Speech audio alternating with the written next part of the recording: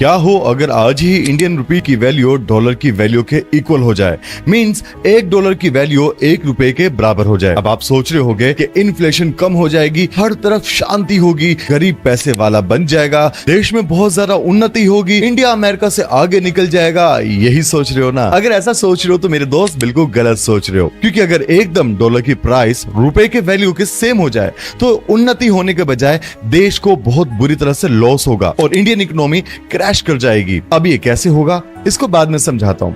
1947 में जब इंडिया आजाद हुआ था तब $1 4.16 इंडियन रुपीस के अंदर मिल जाया करता था। आज डेकेड्स के बाद हम देखते हैं कि डॉलर की कीमत इंडियन रुपीस के कंपैरिजन में काफी बढ़ गई है। पहले ये समझते हैं कि इंडियन रुपीस इतना डीवैल्यू क्यों हुआ।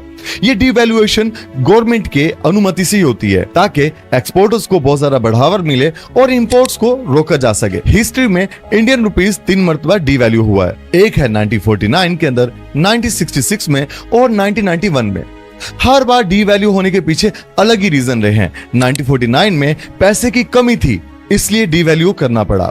1966 में जंग के हालात थे और फाइनेंशियल प्रॉब्लम्स काफी ज्यादा थी और 1991 में एक बहुत बड़ा फाइनेंशियल क्राइसिस इंडिया गवर्नमेंट को देखना पड़ा, जिसकी वजह से इंडियन रुपीस को डीवैल्यू करना इंडियन गवर्नमेंट की मजबूरी थी। हर बार ये कदम इसलिए उठाया गया ताकि भारत की इकोनॉमी को संभाला जा सके और इंटरनेशनल ट्रेड को बेहतर किया जा सके। हमारे बहुत सारे नेताओं ने कहा कि स्ट्रॉन्ग करेंसी ही स्ट्रॉन्ग कंट्री बनाएगी, मगर क्या ये सच है? बिल्कुल नहीं। अगर ये सच होता तो जापान आज एक डेवलप कंट्री कैसे है, क्योंकि जापान की करेंसी इंडिया की करेंसी से भी कम है। अब आप सोच रहे होंगे इस हिसाब से तो हमारी करेंसी को और ज्यादा डीवैल्यू हो जाना चाहिए, यही हमारे लिए बेहतर होगा। देखिए दोस्तों, दुनिया में 2 तरह के देश होते हैं, एक होते हैं एक्सपोर्ट बेस्ड और एक होते हैं import based. Import based countries वो होती हैं जो अपनी जरूरत का सामान दूसरे देशों से मंगवाते हैं।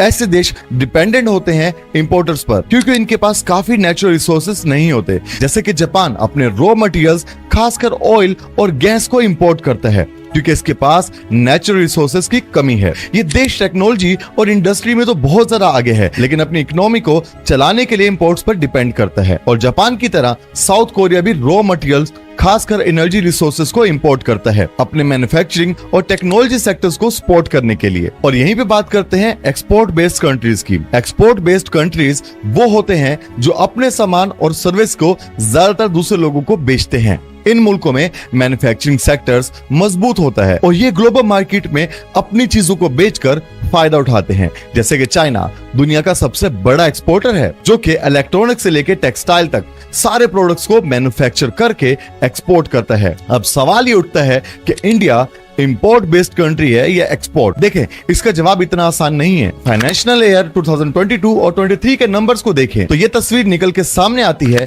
तो इंडिया ने $776 बिलियन का सामान और सर्विसेज दुनिया के बाहर एक्सपोर्ट किया, लेकिन इसी दौरान भारत ने लगभग $898 बिलियन का माल और रॉ मटेरियल दूसरे देशों से इंपोर्ट भी किया है। इसका मतलब यह है कि भारत ने इंपोर्ट एक्सपोर्ट से ज्यादा की है। लेकिन भारत ने 2023 और 2024 में $776 बिलियन के गुड्स और सर्विसेज को एक्सपोर्ट किया है। इंडिया में हम सबसे ज्यादा क्रूड ऑयल को परचेज करते हैं।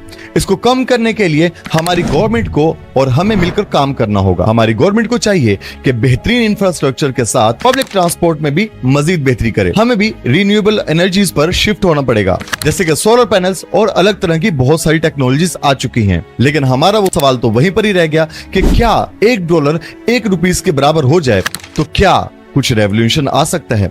तो आप सोच रहे होंगे कि हम यूरोप के ट्रिप्स जो लाखों रुपए में करते हैं वो सस्ते हो जाएंगे हजारों रुपए में। हम फिर iPhone 15 Pro Max को सिर्फ और सिर्फ 1200 इंडियन रुपीस में ले पाएंगे, मगर यह हकीकत नहीं है।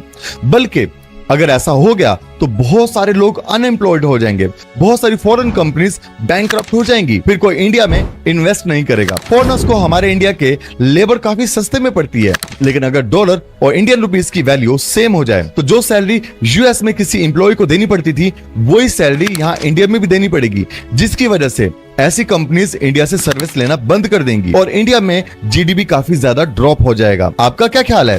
इंडिया को कौन सी चीजों को इंपोर्ट करना बंद कर देना चाहिए ताकि हमारे एक्सपोर्ट्स में इजाफा हो? अपना ओपिनियन कमेंट सेक्शन में जरूर बताइएगा।